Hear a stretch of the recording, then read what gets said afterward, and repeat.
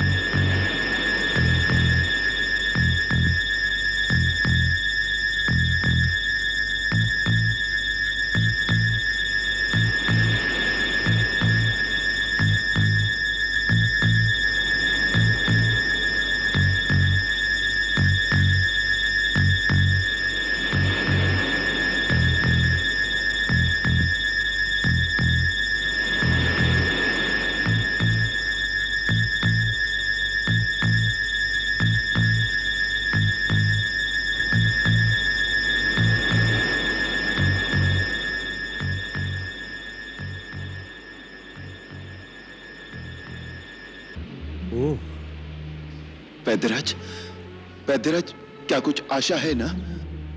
आयुर्वेद अंतिम सांस तक आस नहीं छोड़ता श्री राम। हृदय पर गहरा घात है, श्वास नलिका भी अवरुद्ध होती जा रही है। फिर क्या होगा?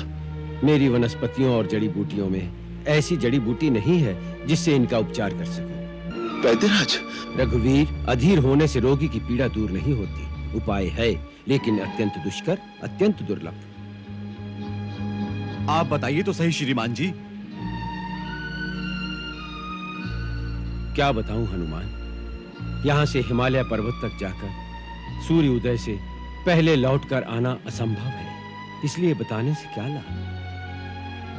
वैद्यराज, मैं अपने प्रभु के लिए हिमालय तो क्या, कहिए तो ब्रह्मलोक की प्रदक्षिणा करके भी रात रात में लौट आऊं। आप वो दुष्कार्य बताइए तो सही।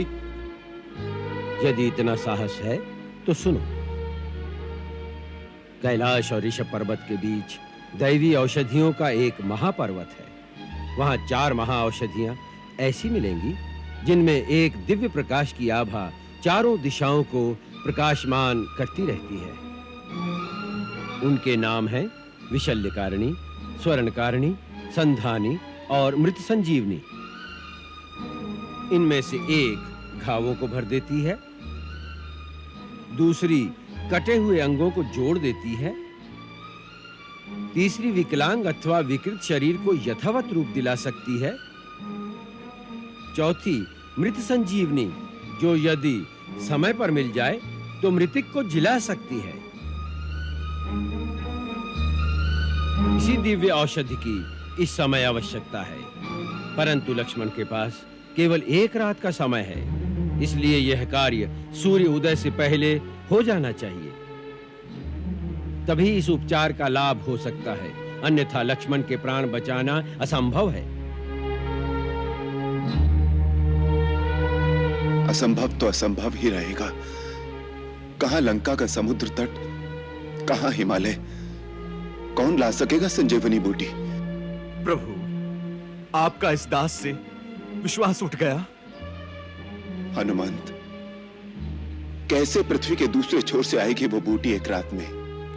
प्रभु, कर्मवीर सोचते नहीं, केवल कर्मरत हो जाते हैं। आप आज्ञा तो दें।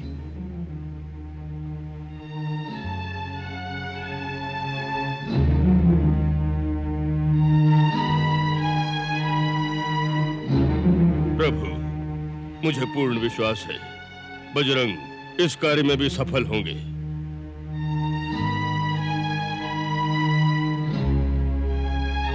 प्रभु, प्रभात की पहली किरण से पूर्व संजीवनी लेकर यदि नहीं लौट सका तो फिर अपना ये मुख आपको कभी नहीं दिखाऊंगा अयोध्यानाथ।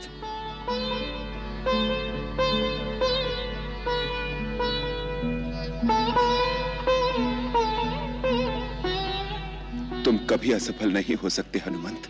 जय श्री राम। वैद्यराज, उस बूटी की पहचान तो आपने बताई नहीं। उनकी सबसे बड़ी पहचान है उनका प्रकाशमान होना। एक दिव्य ज्योति उनमें जलती रहती है। यह दिव्य औषधियां समुद्र मंथन के समय सागर से प्रकट हुई थी।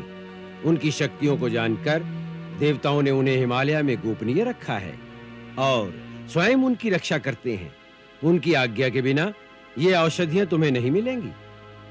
तुम्हारे जाते ही लोप हो जाएंगी। इसलिए उनके संरक्षक देवताओं से प्रार्थना करना। वो तुम्हारा हेतु धर्ममय है ये जानकर तुम्हें अवश्य अनुमति देंगे। जो आज्ञा। संजीवनी लावन चले कपि कह जय श्री राम। करुण अवस्था में यहाँ सोचे करुणा क्या मोल भला इस जीवन का आए यदि बंधु के काम नहीं। भाई को जो आज बचा न सका कोई राम का लेगा नाम नहीं।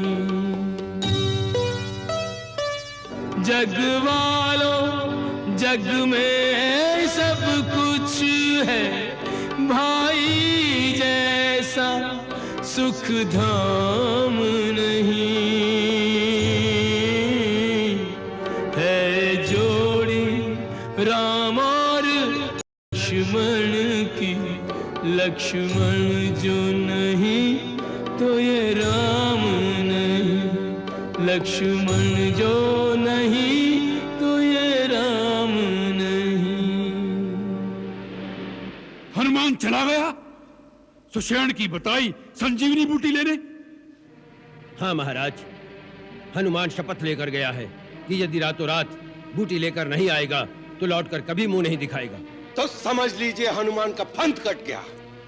अब वो चमगादड़ की तरह कहीं खो में मुंह छुपाकर बैठ जाएगा। युवराज, ऐसा न कहें। आपने अभी तक हनुमान की शक्ति को भली भांति पहचाना नहीं। शुक, हिमालय से बूटी लेकर रातों रात लौटना असंभव है। स्वयं हिमालय के पंख निकल आए और वो उड़कर आए तो भी संभव नहीं। इंद्रजीत, उस चमत्कारी मरकट की शक्ति की कोई था नहीं। उसके लिए कुछ असंभव नहीं है। किसी प्रकार उसे रास्ते में ही समाप्त कर दिया जाए। हाँ, यदि ऐसा कुछ उपाय हो सके तो आज की काली रात लक्ष्मण के काल की काल रात्रि बन जाएगी। किंतु यह कार्य हमें अत्यंत गुप्त रूप से माया जाल बिछाकर करना होगा।